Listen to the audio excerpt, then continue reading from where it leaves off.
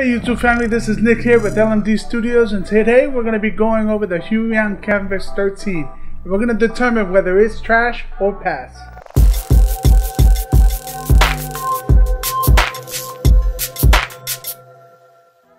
Quick disclaimer, I am in no way sponsored by Huion, nor did they send me this product to review.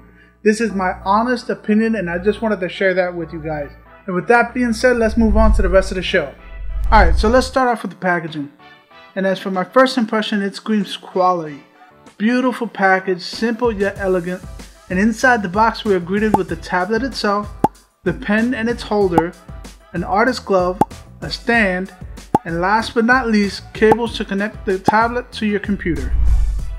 The Huion Kamvas is simple pen display that connects to the computer via USB-C cable. The one that comes in the box is a USB-C on one end and the other is a multi-port cable for power, video signal, and input signal. You can purchase strictly USB-C to USB-C cables separately from Huion for about $45. You can purchase cheaper versions off of Amazon, but you need to be mindful that not all cables will be able to fit into the opening provided on the Huion tablet. The tablet itself is super lightweight and perfect for traveling. The screen has a matte finish to mimic the feel of paper and minimize the amount of glare that bounces off of it. It has 8 completely customizable buttons so that you can really make it your own. The pen is super lightweight and ergonomic and feels great in the hand. Also, it is battery free, so there is no need for charging and you won't have the hassle to have to charge in the middle of a project. The pressure sensitivity on this pen is awesome right out the box. And if that wasn't enough, you can make adjustments on the sensitivity right from within the software. Like I said before, the Huion does come with a pen holder as well, and it's used to hold the pen when it's not in use, either standing or on its side. But its secondary function is to house the extra nib replacements and nib extractor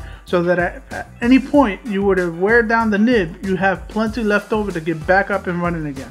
Drawing on this screen is like second nature. It really feels like you're drawing on paper. The lines are reasonable and they do have a little bit of wobble to them, but if you go too fast you can create something like a checkmark effect, but other than that, it's very reasonable for the price.